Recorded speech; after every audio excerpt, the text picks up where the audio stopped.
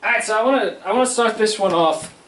I want to start this one off by showing you guys some stuff. In my Christmas series, I played around with some toys. Specifically, one of them was the robotic Santa that was just sitting on a desk. It's been something I've had in my family for years. I didn't think it would still work. I put batteries in it, and surprisingly it worked. I'm confirming with you that that is all 100% real. That wasn't planned. Like, the reaction I have is genuine. I did not know it was going to work. It's broken. I was surprised it worked. And it was even freaky when I started talking for the video and it just decided to play on its own. Hello, welcome to the wild...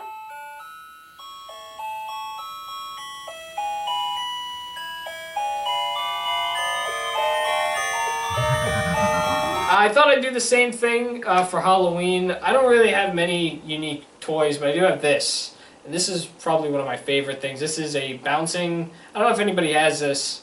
I doubt I'm the only one who does, but this is a bouncing pumpkin. It's got a little like voice box thing in it, and it used to make a sound. But it doesn't anymore because it's so old. I'm sure there are batteries in it, and the batteries are completely worn out. And the string even... You can't really see that because it's black on black, but I'll put it to my skin. I don't know if you can see that, but the string is kind of thin. It's thinner than this one. Yeah. Should we put him somewhere? Should I add him? We're going to put you right here for now. How about that? Also, I found this. Hopefully you can see that. You know what? Let me put the lights on real quick. Ah! It's a bat. And I'm not going to put this anywhere because you won't be able to see it. But I kind of wish I had this for the Dracula video because I could demonstrate how they did the effects for the bat. It was just literally flapping up and down. It's kind of like that. It wasn't horrible like I'm doing it, but you kind of get the gist of it.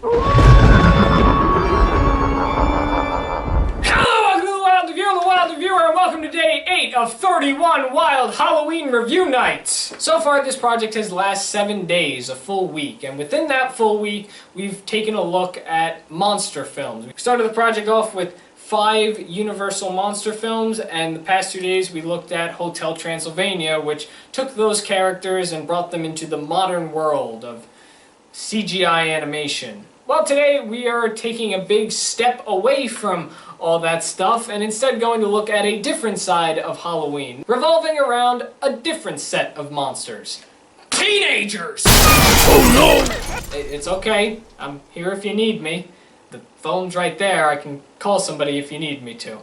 Today, we're looking at the film Fun Size.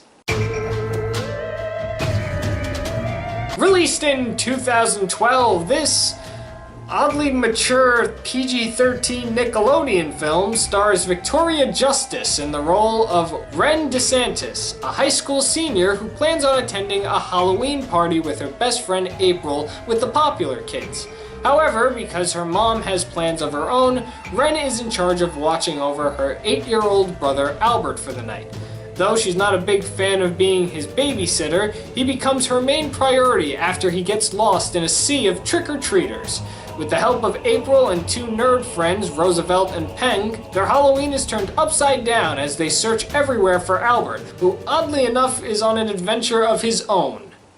Holy crap, where do I start with this? I guess I'll start with showing you how many notes I got on this film. There are, well, I thought there was a little more than that. Let me start off by saying I had better expectations for this film. I saw the trailers. I was around in 2012. I watched Nickelodeon in 2012. I watched Victorious in 2012.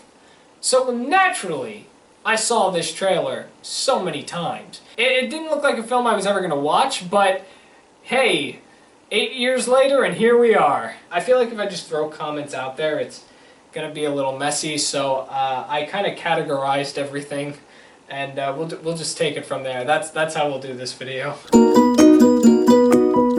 I think one of the biggest surprises of this film, for me personally, is not as much of the things that are in the film, but more of the company that put it out there. I know I'm probably making a big deal over nothing. It's a film. There are films just like Fun Size. There are films worse than fun size. I wouldn't even categorize this as being the worst film ever, but it's just kind of surprising to me, and it seems that it's surprising to a bunch of other people, because I did read reviews and comments about this film, and it's just a bit surprising to me that out of all the companies that partner up with Paramount Pictures, Nickelodeon is the one that distributes this film. Literally, one of the first things in this film is Victoria Justice's character, Ren, who, by the way, is in her Nickelodeon prime at this time. She's exploding with Victorious. It's a hit show on Nickelodeon. And she's the main lead in this film. She's putting on a bunch of her shirts, getting ready for the day. A bunch of them are ripped. She puts one of them on, it seems normal. And there's 2 holes where her yuha should be. And she utters, "My boobs! Where are my boobs?" Also, a child calls her a bitch, so that's nice. A family movie! This film is very sexualized. I mean, we are dealing with high school seniors, so logically that will be something that is relevant to them. You know, the character Peng, he's one of the nerd characters. You know, Ren and Roosevelt get pretty close to each other. She's holding his hands, and Peng is just on the side. He's just kind of air humping. We even see in the trailer the chicken that falls off the chicken restaurant onto their car is humping the car. I understand this is a PG-13 film. I don't really have a problem with the context within the film. I've seen films like that before. You know, don't expect me to be here like, well, that's inappropriate for children. Because logically, this film is not for children. It's not aimed at a demographic for children, and children shouldn't be watching it. The problem I have with it, though, is that it is kind of advertising to children. Nickelodeon was the company that put it out. I don't think I'd have a problem with it if it was like MTV movies, or do they do that, MTV movies? I don't know, but if it was just a Paramount picture on its own, even, I don't think anybody else would have a problem with it. And I say that with gratitude because a lot of people had a problem with this.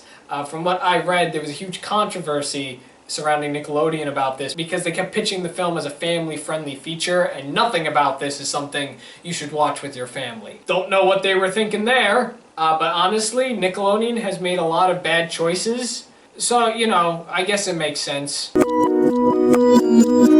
Alright, so there's a few notes here, so I'm just going to kind of refer back to my phone. So, this film has a good number of characters. We really only focus on a small few of them. You have Ren and her little brother Albert, then you have her best friend April, the nerd characters Roosevelt and Peng. You have Ren's mom, who I believe her name is Joy, and a character named Fuzzy. That's about 7 characters who take hold of the leads in these films. These are the characters we focus on the most.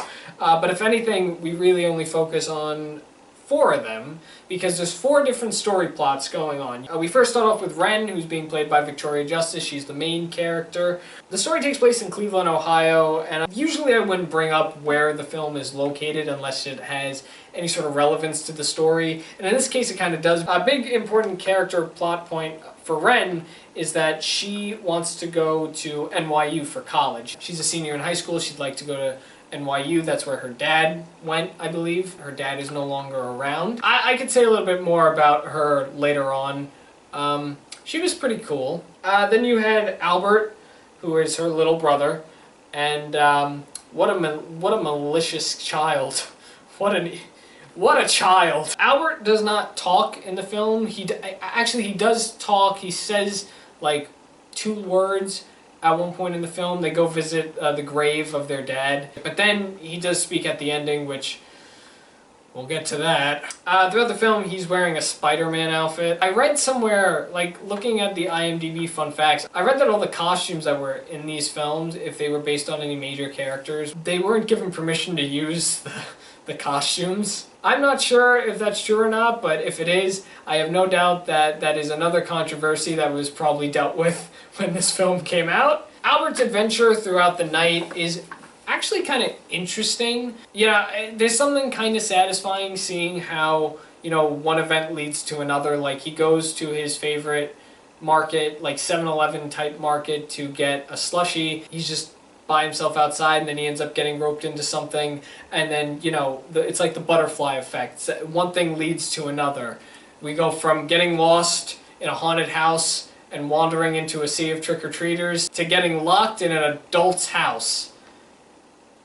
That actually happens. The third character we focus on is the mom, and she's kind of a character of her own. I honestly didn't like her in the beginning, so because the dad is no longer around, it was said that she's kind of lost it. I do know the main thing that is part of her character is she's dating a 26-year-old, a 26 or 27-year-old, but she's dating somebody younger than her. And she gets roped into going to a Halloween party, which is why she can't watch Albert. You know, the scene where she's like, oh, you gotta watch Albert, I'm going to a party, gonna have fun, bye! At that point, I was like, yeah, I don't like this character. I don't think she's a good mom. We cut back to her at times to see her fun at the party, and you can clearly tell she's out of place. And there's a really unique scene that made me kind of change my opinion about her, because she's looking for a place to be private. I'm assuming the bathroom. I think that's what she first stated. She's looking for the bathroom, and she ends up going into the bedroom of the parents of the kid who is actually hosting the party. And we get about 2 scenes with the 3 of them together. The one scene that really made me change my opinion on the mom is actually kind of seeing her break down, because the dad, I don't remember what character these are the parents for, but the character was like dressed up as a bear for Halloween. The dad questioned her if she misses her dead husband. And I'm like, why? Obviously you would. And that's obviously where like the joke would come in. And she even says, yeah, of course, he was my husband. But then she starts going into, you know, it's been really hard being a single mom, and, you know, she's got a daughter who wants to go away to college. She's got a son is not speaking because, I think it was because the dad is no longer around, and that's his way of dealing with it. You know, so many things surrounded this death of this guy, and it was kind of at that point where I was like, oh, character development. Like, we're actually getting closure for this character and realizing that this is all because of the father's death. And we were told in the beginning that, you know, she's kind of lost it, but it's at this scene where it's like she's acknowledging it. And we do see her character change from this point out in the film. She ends up going back home, and she does kind of act like a normal mom throughout the rest of the film. And it was at that point where I was like, okay, I don't hate this character anymore. I know I'm going off course, but, you know, now really thinking about it, the dad is kind of the core of this film because a lot of stuff revolves back to him. Again, there's even a scene where Ren and Albert visit the grave towards the end of the film. Yeah, that's kind of interesting. The final character who kind of has a story revolving around himself is the character Fuzzy. He works a cash register at what I'm calling a 7-Eleven market type place. That's the place I mentioned earlier where Albert gets slushies. And I want to laugh at him. I want to laugh at the kind of character he is. But he's just so freaking awkward. Like, it's funny awkward. That's how I would describe his character. Here's the thing with him. Like, there are some scenes where he acts bland, and he's just like, you know, very awkward and stuffy, and he's like, well, you know, this, and I don't know if you want to, you know, that. Like, I felt more amusement of him in the store looking through all the stuff on what to give Albert when he holds out his, like, trick-or-treating bucket.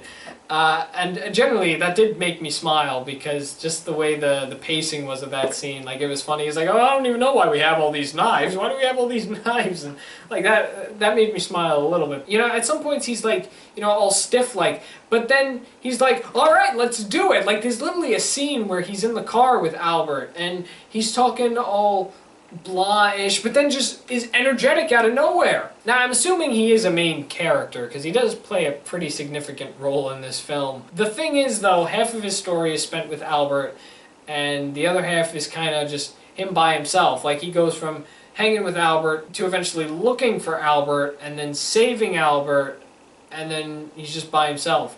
You know, he only meets Ren once, and that's kind of it. Those are the only characters within the actual main story he acknowledges or kind of shares dialogue with. It's either Ren or Albert. Other than that, it's just other one-off characters that we're supposed to think are important, but are just kind of there because story. Now on the topic of story, I don't really know how to feel about this film. Like, you know, putting aside the PG-13 rating and the fact that Nickelodeon made it seem like this was a child-friendly film, when clearly it is not, how was the story overall? Did I enjoy it? Well, I watched it. To summarize the film is kind of the same way I summarized Fuzzy's character.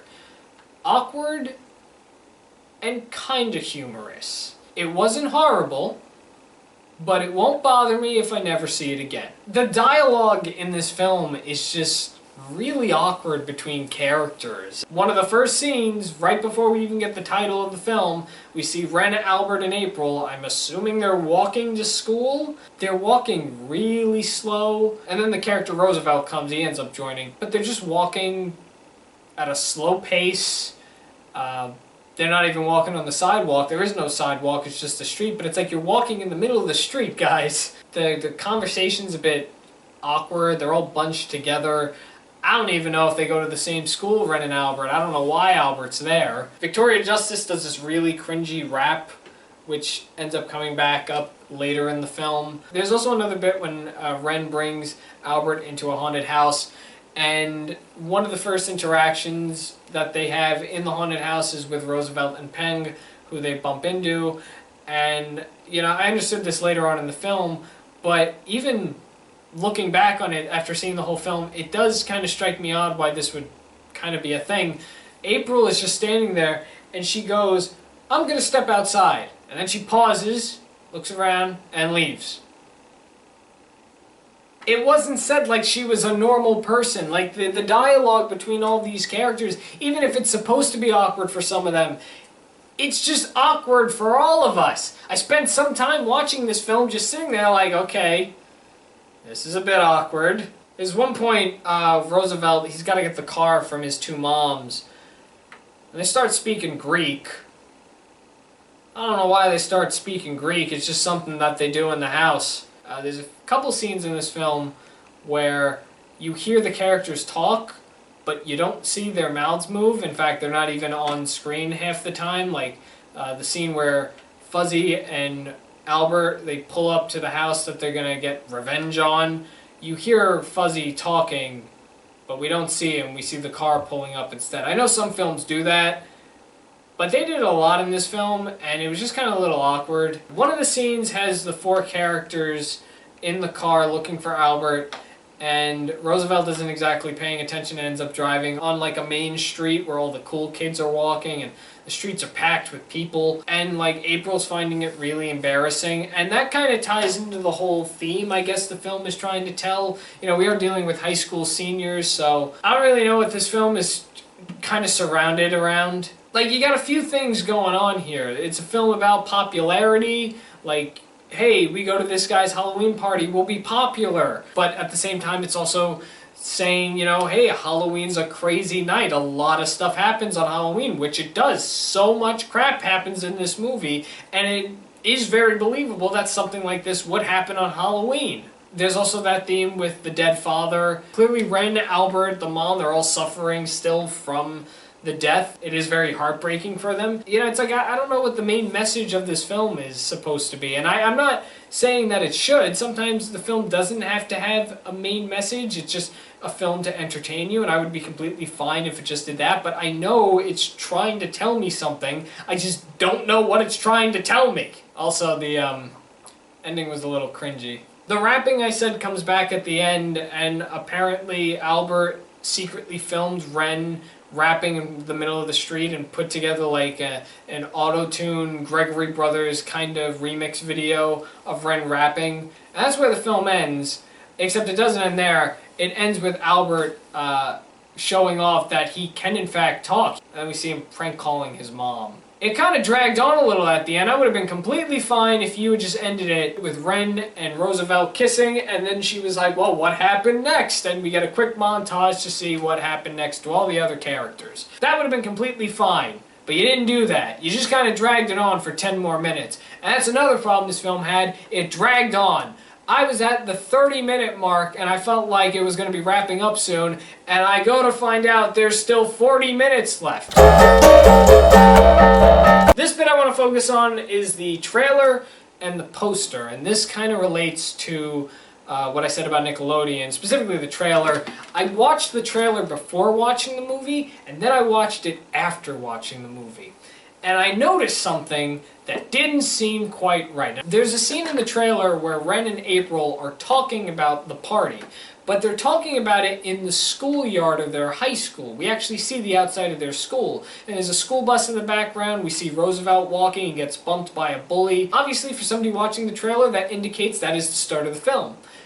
Here's the interesting bit, though. That scene is nowhere in the film whatsoever. Instead, that scene is replaced by the awkward scene of Ren, April, and Albert walking in the middle of the street talking about the exact same stuff they're talking about in this trailer. The guy who's hosting the party, he doesn't walk up, he drives up to Ren. And now thinking of it, because the beginning kind of connects with the ending with Ren rapping, something tells me that last minute they thought it would be funny to do a clip of Ren rapping and then do, like, you know, again, a remix version of that rap at the end of the movie to end it on a laugh.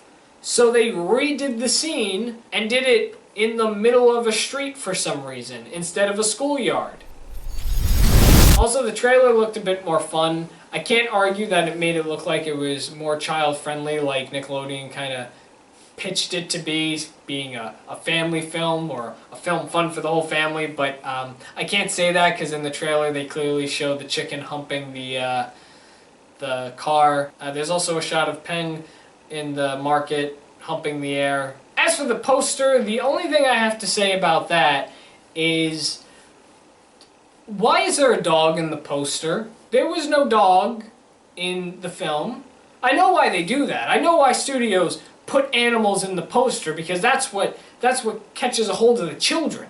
If you put an animal and make it the comic relief of the film, like a lot of kid films or family films tend to do, it will attract children. There's no dog with bunny ears in this film. I checked. There is a dog in the film, in a car, but he's not wearing bunny ears. And if there is a dog with bunny ears, then I missed it. Maybe I wasn't paying close attention. Maybe I watched the wrong film. Highly doubt I did, though, because I checked and there weren't any other versions. I mean, with that all said, is there anything positive I could say about this film? I don't think I've spoken negatively about Fun Size, but did I enjoy anything from it? Was there anything I didn't feel awkward about? Yeah, if I gotta give this film any credit, it's that it's a pretty interesting Halloween film. This is one of the very few Halloween films you can find that actually not only take place on Halloween, but revolve around Halloween, like Halloween things. In this case, focusing on the teenagers' point of view of Halloween. There are always parties thrown by teenagers on Halloween. But even with that out of the way, the trick-or-treating scene is insane. There are people everywhere. You know, almost everybody is wearing a costume. There's a haunted house in the film. There's pumpkins on everyone's lawn. Yeah, it's a Halloween film. There's no question about that. And it's one of the very rare Halloween films that don't involve anything scary. There's no monsters, there's no witches, there's no ghost or anything like the typical kind of thing you would expect from a Halloween film. It's just straight up teenagers being teenagers and an 8-year-old child dressed up as Spider-Man wandering the town for candy. There's also a scene at the chicken restaurant. They go through the drive-thru to check if Albert's been there. April kind of wants out at this point, so she's trying to jump out the window. Peng is trying to pull her back in. Ren is just kind of screaming, and Roosevelt is just driving by at the window. He's like, "No, thank you, not today." That's alright, and they cut to the girl at the window. I kind of chuckled at that because I'm like, there's just so much stuff going on. Like, what the hell even is this film? The one thing that really made me laugh in this film, if I have to admit to anything making me laugh, is this scene kind of right after that. Ren, Roosevelt, and Peng, they drive away because April had left at this point. They drive off from the chicken restaurant. The cops show up, they drive off, so the cops are like, "Ah, crap." And then there are these 3 ninja kids who appeared in the beginning of the film. And they're the ones that gave Fuzzy the idea to go out for vengeance since he has a broken heart, because they're doing the exact same thing. These small little kids are getting revenge by egging somebody's house because one of their hearts were broken. I don't remember the name of the girl that broke the kid's heart, but in that cop scene they show up again. They're like, hey, you're so-and-so's dad, right? And he's like, yeah, this is one of the cops. And the kid goes, she broke my heart, vengeance! And they ride off on their bikes. And the cop is just looking around, he's like, Halloween! I laughed for 5 minutes straight. It was hysterical. At that point, that was the only thing in the film that I just died over. I found it hysterical. These kids were never brought up again, but I just loved the reaction of the cop, because even he's just like, what the hell is going on here? And finally, the last thing that I think was a big positive for this film is Victoria Justice. I freaking love her. Again, you gotta remember she was at the height of her fame when making this. She was doing Victorious. I'm not entirely sure why her specifically was chosen for this role, but I really don't care. I think she did a pretty good job. Like, as much as the dialogue was really cruddy and awkward between a lot of these characters, I think she tried her best. She definitely stole the show in some scenes. I just think she's a good actress overall. Everyone else did really well in the film too. The acting was fine, it's just the way that the dialogue was written. That's the only thing I really have a problem with. I don't know if I'd ever see this film again, but I don't think I'd be bothered if I did in the end. It's an okay film, it's not the best, it's definitely not the worst film. At least it's a Halloween film people can refer to. I mean, if you want to see it for yourself, be my guest. I'm not going to recommend it to you because it's not super great, but, you know, it's got its moments. So that's all I'm saying on that. And with that, that brings us to the end of Fun Size. Let me know if you've ever seen Fun Size. If you have, did you enjoy it? Do you have the same feelings as me? Also, why Nickelodeon? Why'd you do this? What were you thinking? Nobody's gonna take their family to see people humping each other. Little girl's calling Victoria Justice a bitch. She's not a bitch. She's a star. She makes it shine. That's all I got for Fun Size. Come back tomorrow and we're going to discuss another film I'm seeing for the first time. And a lot of you might be a bit upset I've never seen this film before, but don't be mad at me. I just have never seen it. Get off my back. So with that, thanks for watching The Wild Review. I'm The Wild Reviewer, and you just saw me review a thing.